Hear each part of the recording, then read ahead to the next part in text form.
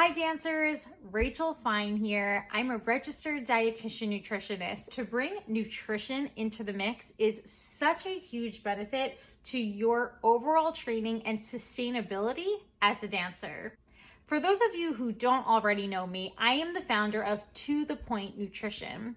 I work with dancers worldwide, helping them learn how to fuel for performance while also building a very sustainable lifestyle and one that fosters a positive relationship with both your plate and your body. You can find me over at my account at To The Pointe Nutrition. I also have two sites that you should check out.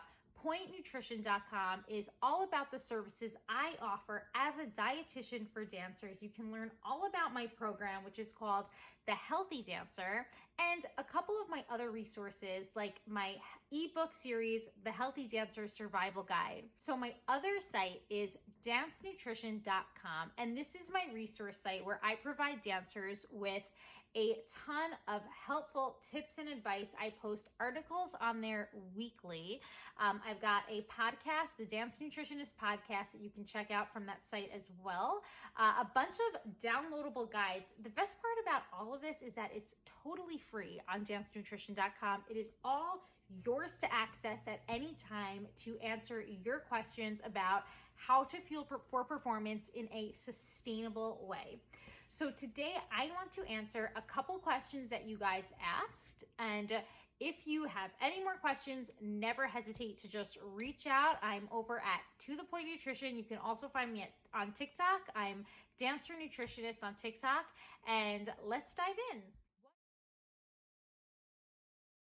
What foods are best to support lean muscle building? Well, it's all about balance. So I'm sure you've already heard that foods higher in protein are great for muscle rebuilding and muscle recovery. Now, this is so true. Protein is a building block of basically all of our body's anabolic needs.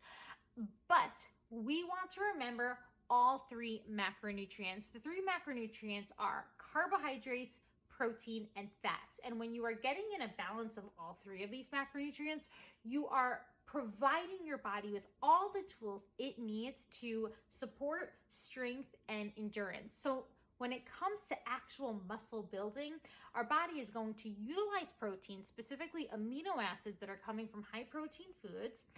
In order to actually utilize these proteins, though, it needs carbohydrate. So this is why that balance is so important. And healthy fats found in foods like olive oil, avocados, nuts, and seeds, even canola oil, these fats help to reduce the natural inflammation that happens with our body when it undergoes strength training like dancing. So again, that balance of those three macronutrients is your best bet to support the building of lean, strong muscles as a dancer.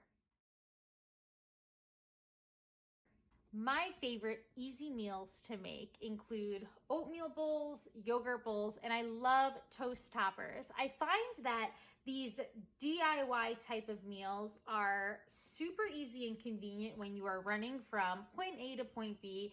In particular, if you're running between academics, cross training, and then actual dance training and rehearsals, you need convenience. So these easy, quick snacks and meals, if I'm doing like an oatmeal bowl, I'm gonna top it with some of my favorite are sunflower seed butter or almond butter. I also love to sprinkle flax, sprinkle hemp hearts on it or hemp seeds. Avocado toast is another favorite meal of mine. I also like topping yogurt with flax and chia, adding my favorite berries in there, raspberries and blueberries, drizzling it with some honey, and even chopped peanuts. Did you know that dehydration is one of the leading causes of impaired performance for dancers? It is so easy for dancers to ignore signs of dehydration, and actually thirst is not even a great indicator when it comes to replenishing your fluid status or your hydration status as a dancer. Invest in a reusable water bottle. This will help you remember to refill it because thirst is not our best indicator when it comes to rehydrating. Actually, thirst is a late indicator of already being dehydrated. So you want to be proactive about your hydrating through the day.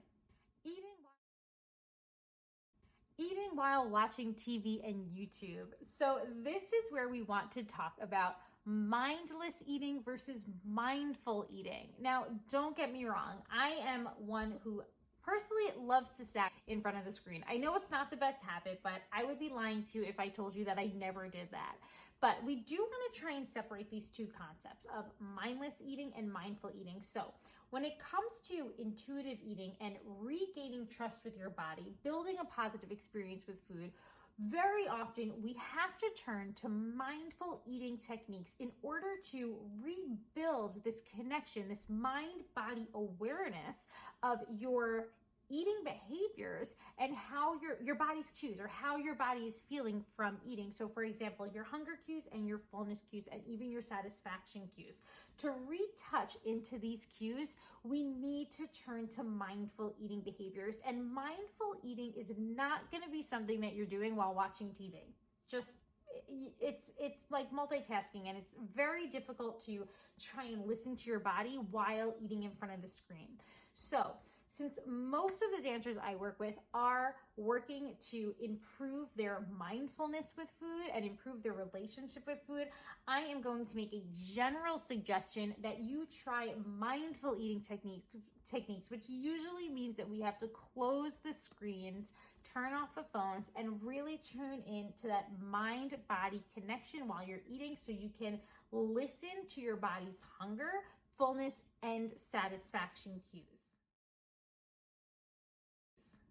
Knowing how much to eat before, during, or after dancing or cross training is something, again, that goes hand in hand with the concepts of both intuitive eating and performance nutrition. Now, I have a lot of resources over at dancenutrition.com that I want you to refer to, because I have some great articles about dancers and their calorie needs, dancers and their performance nutrition needs, or macronutrient needs.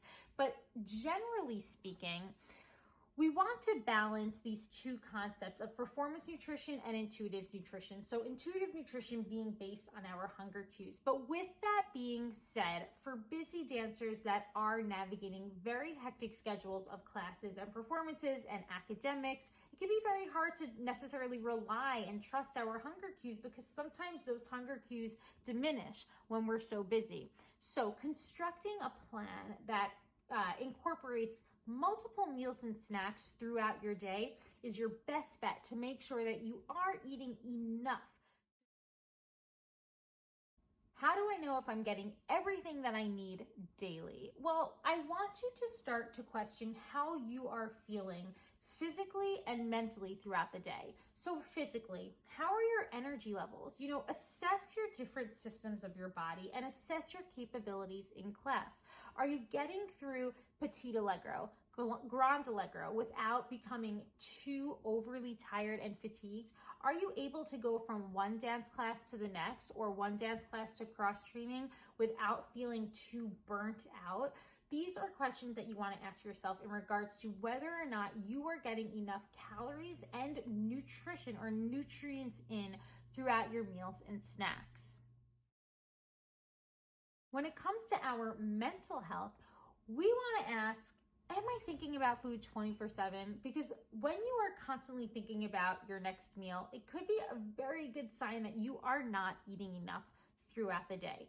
So mental health, physical health, start assessing the different systems so you can better assess whether or not you are eating enough and getting enough nutrients throughout the day. Again, I encourage you to check out my blog, dancenutrition.com, which really walks you through different calorie needs, different macronutrient needs, and other vitamin and mineral needs for a dancer, and how to make sure you are choosing a well-balanced, nourishing meal plan that's going to get all of these in.